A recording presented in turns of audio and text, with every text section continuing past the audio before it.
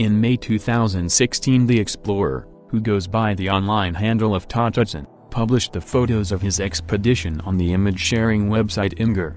But he is, technically, a trespasser as well as an artist.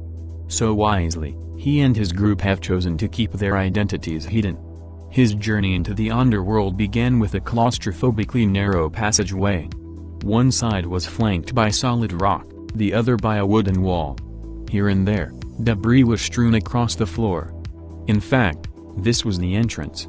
And armed with a flashlight, Tatutson and his group proceeded into the gloom. The explorers subsequently arrived at a series of large, rusty air vents fitted lengthways into the wall. At the end of the corridor, someone had removed the last one, exposing an opening to the other side. They shone their flashlights into the portal. And then, one by one, they clambered in. However, beyond the vent, the cave became so low and tight that the explorers were forced to crouch. At their feet, the floor was piled high with quarried rocks. And behind them, reaching deep down into the shadows, a ladder invited them to explore. After descending the ladder, they arrived in a network of corridors. All of a sudden you're inside some kind of room, Tatutson later wrote on Imgur. Walking out of the room leads you to the large hallway. Along the hallway we found these large rooms. Those large rooms were likely to have been magazines for storing ammunition and explosives. We suddenly found room 3, wrote Tatutson. Holy moly, this room had to be around 50 meters or so in length.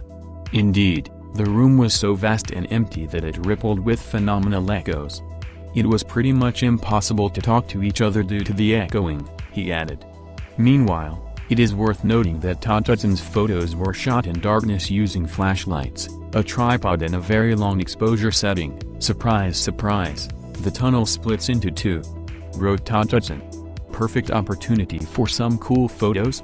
Indeed, and the most interesting element of this nicely composed shot is the arrow painted on the wall, right next to the man with the porcelain face. Well, whatever it was designed to keep in, or out, those metal doors to the sides are blast doors. They withstand high-energy impacts. Eventually, the explorers arrived at the final tunnel and what was probably once the official entrance into the complex. This is the end of the underground base, Tatutson explained. The entrance is sealed shut with thick concrete and unless you got tons of power tools, you ain't getting through.